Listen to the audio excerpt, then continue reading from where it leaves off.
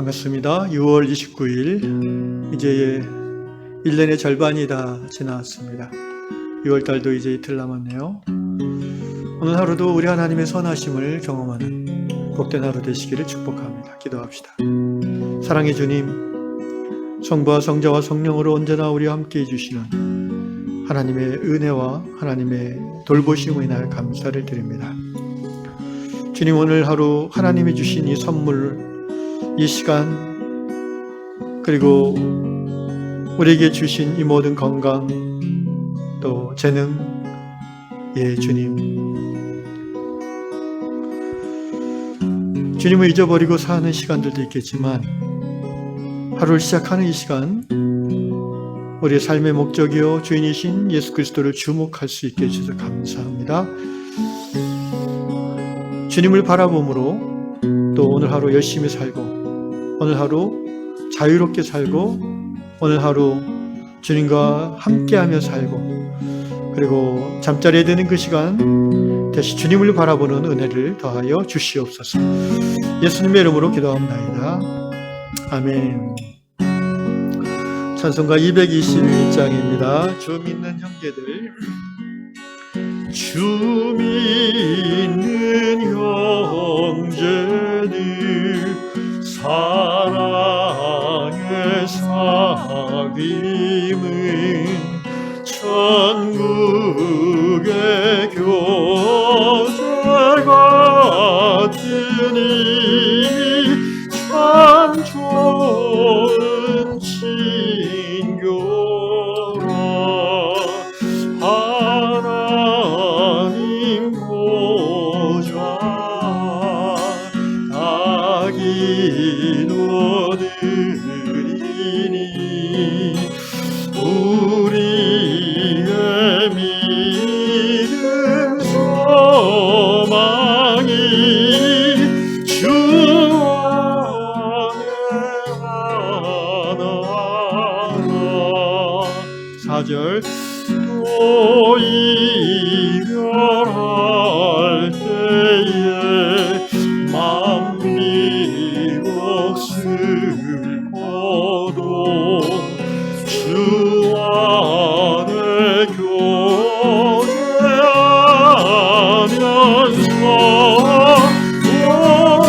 원하시 만나리. 아멘.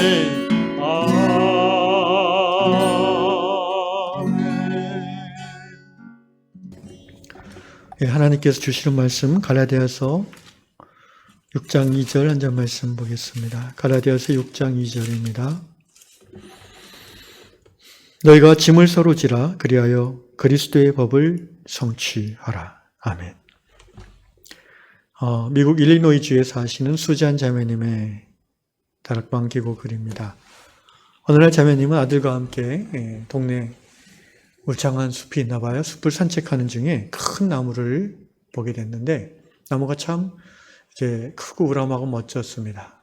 그런데 가까이 가보니까 그 나무에 이렇게 큰 구멍이 뚫려 있는 거예요. 그래서 이렇게 머리를 넣어서 보니까 나무 속이 텅 비어 있었습니다.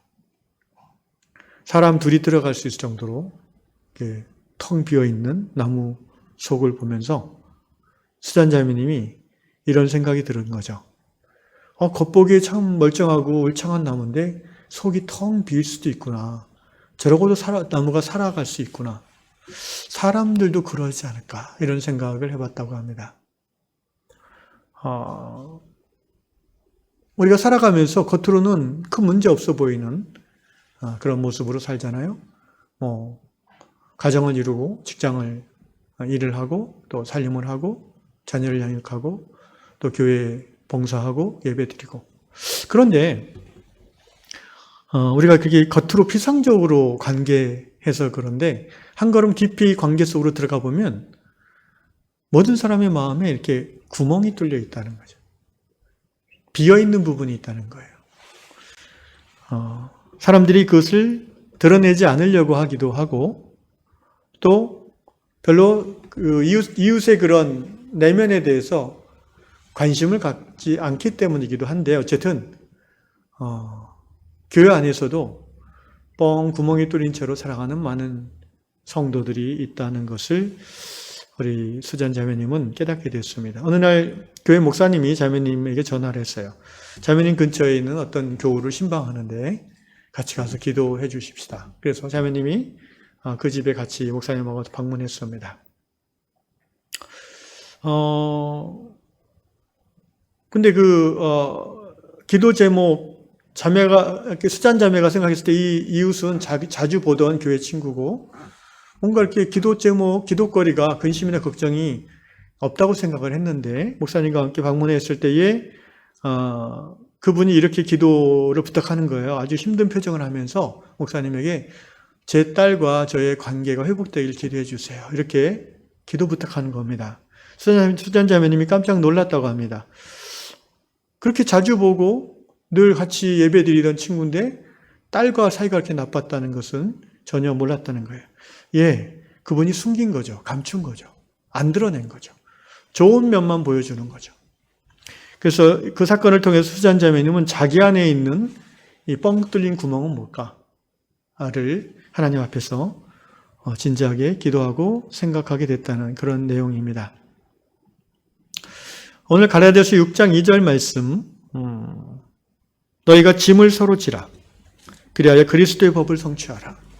바울이 갈라디아 교회 성도들에게 짐을 서로 지라. 우리는 개인주의가 만연한 세상을 살고 있어요. 그래서 한 교회 같은 성도라 해도 생활은 각자고 삶은 따로따로인 것이지라고 당연하게 받아들입니다. 굳이 뭔가 함께 한다면 이제 교회 사역에 같이 연합해서 시간을 내고 또 물질을 내고 은사를 함께 투여하는 거죠. 그런데 오늘 사도 바울은 갈라디아서 교회 성도들에게 5절 말씀에 각각 자기의 짐을 질 것이라고 하면서 동시에 너희가 짐을 서로 지어주라라고 합니다. 그 말은 그 인생의 짐이 너무 무거워 헐떡이는 사람들이 반드시 교회 안에 있다는 것입니다.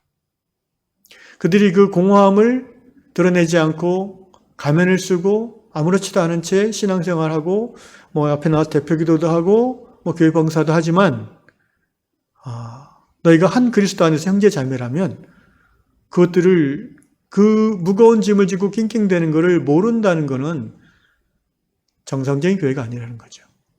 그리고 알고도 손 놓고 있다는 것도 그리스도의 법에 어긋난다는 것입니다. 여러분, 그리스도의 법을 성취하라고 그랬는데 그리스도의 법이 무엇입니까? 예수께서 교회에 주신 새 계명, 새 법은 서로 사랑하라입니다. 요한복음 13장 34절 말씀이죠. 교회는 그리스도 안에서 서로 사랑하는 지체들의 한몸살이라고 볼 수 있습니다. 그래서 짐을 서로 지는 것이 마땅하다는 것입니다. 그것이 그리스도의 서로 사랑하라는 새 계명을 실천할 수 있는 방법이라는 것입니다.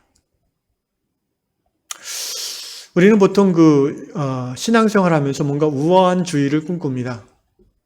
온 가족이 옷을 깨끗하게 차려입고 함께 예배당에 와서 잘 갖춰진 쾌적한 예배당에서 목사님의 그 위트 있는 설교를 듣고 웃으면서 또 찬송가를 부르면서 가슴이 뜨거워지면서 그리고 또 어느 정도 잘 차려진 식사를 같이 또 성도들하고 나누면서 한 주일간 살았던 얘기를 하면서 Is that all? 그게 전부인가요? 그게 주님께서 우리에게 원하시는 신앙생활의 전부일까요?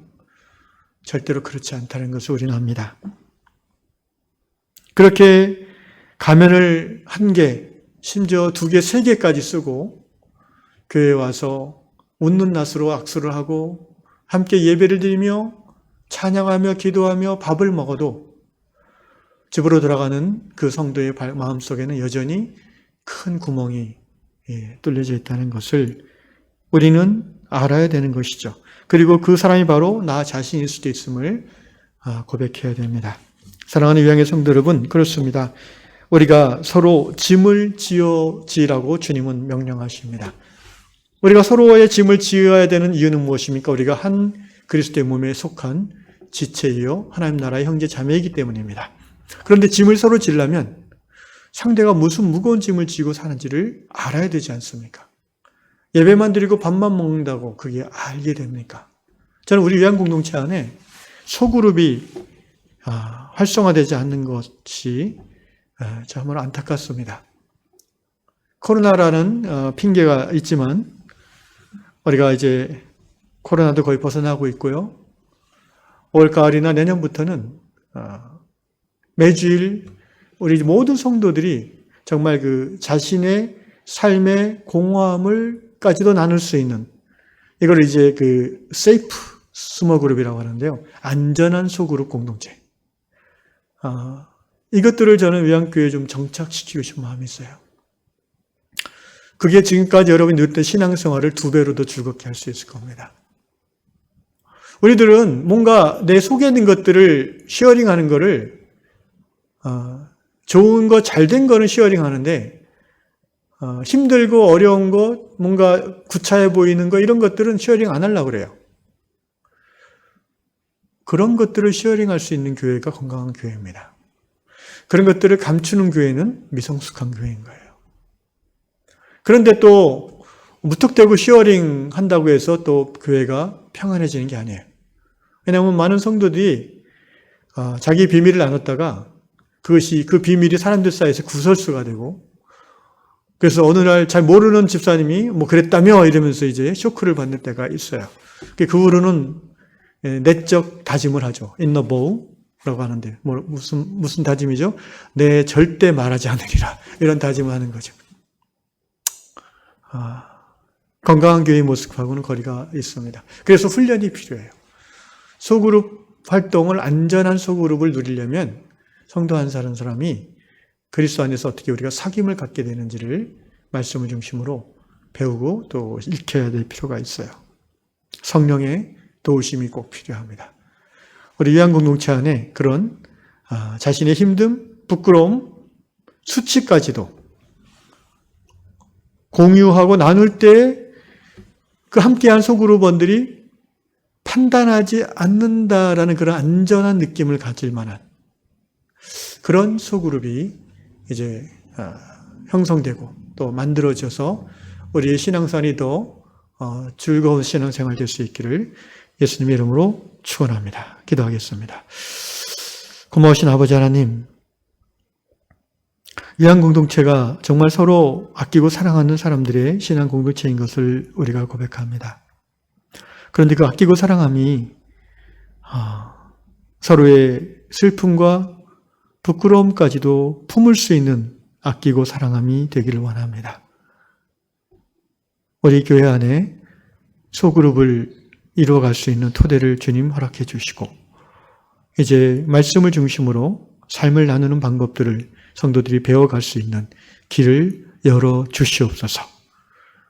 이 아침에 우리가 이것을 위해 기도함으로 위안 공동체가 더욱더 하나님 보시기에 건강하고 아름답고 성숙한 그리스도의 몸 되어질 수 있도록 인도하여 주시옵소서. 예수님의 이름으로 기도합니다. 아멘.